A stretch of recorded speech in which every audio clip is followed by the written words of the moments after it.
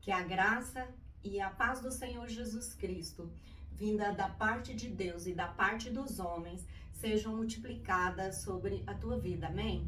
Para nossa edificação neste dia de hoje, a palavra de Deus nos instrui e mostra lições preciosas para nós.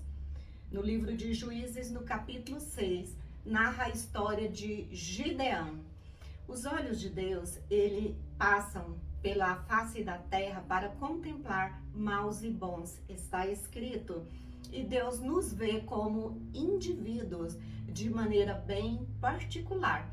Quando o nosso particular não está contribuindo para o bem de todos, Deus há de tratar com a gente de maneira particular, mas também para que a nossa atitude venha não só nos beneficiar, mas como a beneficiar a todos. Quantas vezes nós nos vemos em problemas, em enrascadas mesmo, que foram colocadas na nossa vida, que a gente se vê no meio daquele turbilhão, daquele furacão, por causa de alguém que viveu conosco, alguém com o qual nós compartilhamos a nossa intimidade, ali um familiar. Já aconteceu com você? Comigo já. E acontece com a maioria de nós. Sabe por quê? Porque nós não somos ilhas. No mínimo, a ação de 10 pessoas ao nosso redor, que estão na nossa convivência pessoal, as ações dessas pessoas acabam influenciando na vida da gente de uma maneira ou de outra. De igual modo, as nossas ações também, elas podem interferir bastante na vida dos demais, no mínimo 10 pessoas. Gideão, este homem, ele estava vivendo um momento de extrema dificuldade e os midianitas eram inimigos declarados de seu povo na época em que Gideão viveu. E ele estava passando toda aquela dificuldade, o profeta aqui disse que era por causa da desobediência do povo, do qual ele pertencia. Mas Gideão era um homem que Deus estava observando. Ele pegou o trigo, a colheita, porque os inimigos vinham, queimavam a colheita para que eles debilitassem em fome. E Gideão, por certa feita, pegou o trigo e foi malhar no lagar. Isso é uma estratégia, Deus estava observando tudo que Gideão estava fazendo. Deus faz isso com você e comigo também. A gente não está enganando Deus, a gente nunca pegou Deus de surpresa.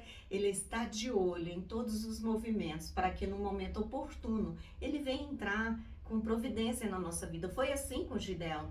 Aí ele estava ali no lagar, malhando o seu trigo para guardar a colheita. E o lagar, como eu disse, era o lugar onde espremia azeitonas e uvas.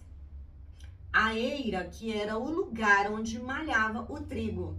Por que Gideão não foi para a eira? Porque os inimigos estavam esperando que ele fosse para lá. Então eles iam dar o golpe de misericórdia. O restinho de trigo que tinha sobrado da colheita, eles poderiam atacar e danificar ou roubar aquele alimento que estava tão escasso na época. Então Gideão, com essa sua atitude, foi proteger a vida dele e a vida dos seus familiares, não é?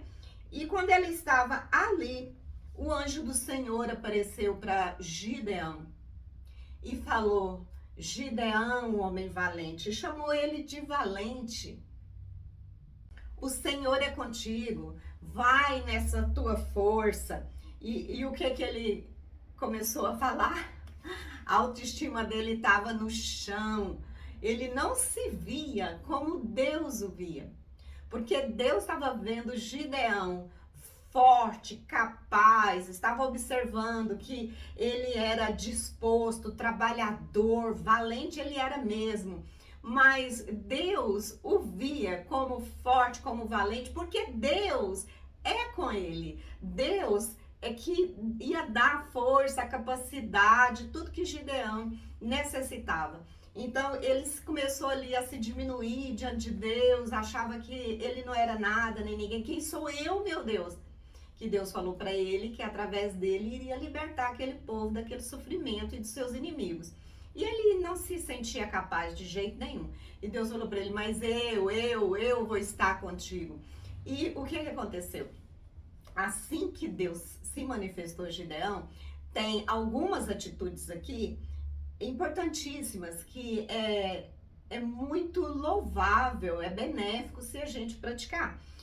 Depois que Deus falou com Gideão, fortaleceu ele, sabe qual foi a primeira coisa que Gideão fez? Ele foi oferecer uma oferta ao Senhor, capítulo 6, verso 18.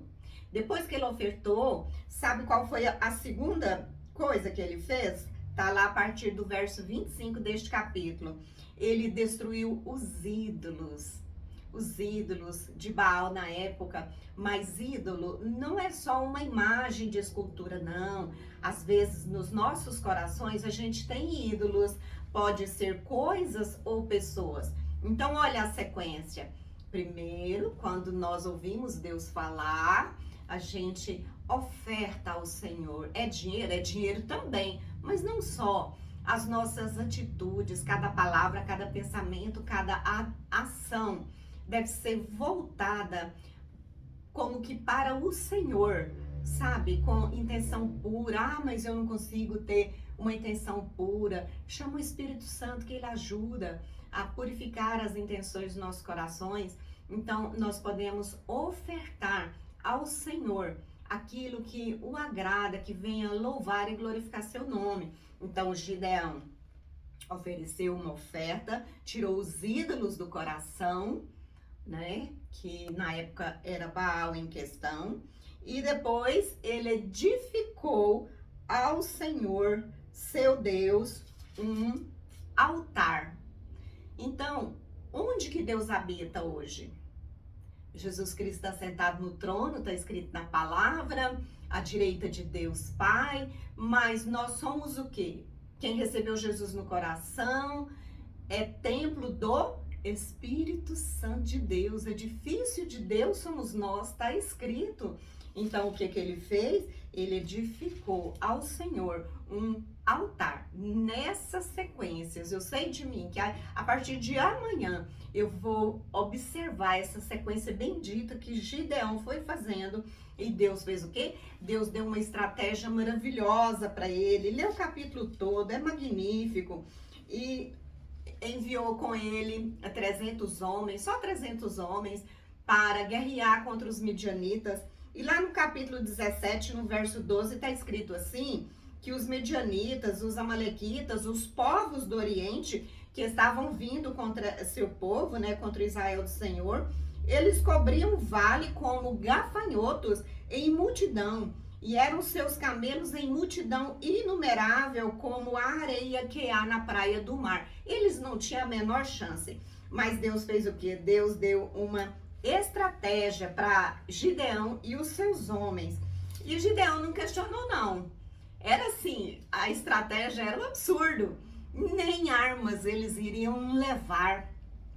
Aí Deus disse para eles que era para levar trombetas, cântaros vazios, com tochas dentro dos cântaros. E mais para frente aqui a gente percebe o quê? Que Deus deu a vitória a Gideão e falou assim para eles, ó, permaneça cada um no seu lugar ao redor do arraial, e de todo deixou a correr e a gritar e a fugir. E naquele momento eles falaram as espadas, quebraram os cantos, tiraram as tochas e falaram, nossa, oh glória a Deus, pelo Senhor e por Gideão. E o Espírito de Deus entrou naquela situação e fez com que os inimigos se matassem, engalfinhassem uns com os outros. Então, amados, a nossa postura é permanecer em Deus, seguir essas instruções que a palavra de Deus nos dá através da vida de Gideão aqui, nesta sequência que ele ele ofereceu a oferta ao Senhor, destruiu os ídolos e edificou um altar ao Senhor e não questionou o que tinha que fazer. Quantas vezes a palavra de Deus diz pra gente o que a gente tem que fazer, a gente fica, mas isso não tem lógica, isso é muito difícil, eu não vou conseguir, mas a gente não consegue mesmo. Assim como Gideão, diante da sua adversidade, ele falou, quem sou eu? Às vezes você diante da sua adversidade, eu diante de uma adversidade que eu estou passando neste momento, quantas vezes eu falei, quem sou eu? Mas eu estou decidida a tomar esta postura que Gideão tomou, sabe? De ofertar ao Senhor o fruto do meu trabalho, sim. Dinheiro, sim, no altar do Senhor. Mas também uma conduta diária. Adoração não é só louvor, é um estilo de vida. Então, ofertar ao Senhor, tirar os ídolos do coração, que no meu coração, no altar do meu coração, Jesus Cristo seja entronizado e venha reinar soberanamente, totalmente. E que eu venha fazer do templo do Senhor o meu ser um lugar agradável ao Senhor. Sabe, tem um louvor que fala assim, que o meu altar venha a ser o lugar preferido do Senhor, porque aí o Espírito Santo em comunhão conosco, e a xeralabasi canta, alabacina naie, Yohanasi cantaralabá, que essa unção do Espírito Santo de Deus que inunda meu ser aqui agora, possa inundar a sua vida e fazer por ti, como fez por Gideão, dando sabedoria e estratégia do que fazer, como fazer, para sair mais do que vencedor, mais do que vencedora nesta luta, nesta guerra que você se encontra e eu também. Amém. Então vamos fazer o que a palavra de Deus nos instrui. E Deus é o que? Deus é fiel. A honra dele está aqui. Ele vela por sua palavra para cumprir. Então hoje inicia uma nova semana aqui para nós, que possamos fazer dessas atitudes um estilo de vida e não vamos calar nossos lábios, assim como está aqui a história de Gideão. Vamos contar também das maravilhas que o Senhor tem feito. Não vamos desprezar os pequenos começos, as pequenas vitórias, não, são degraus, e vamos proclamar as boas novas do Evangelho para a glória do nosso Senhor e Salvador Jesus Cristo. Amém? Que o Senhor te abençoe e te guarde, que o Senhor sobre ti resplandeça o seu rosto, tenha misericórdia de ti e dos seus amados. Fique com Deus. Shalom.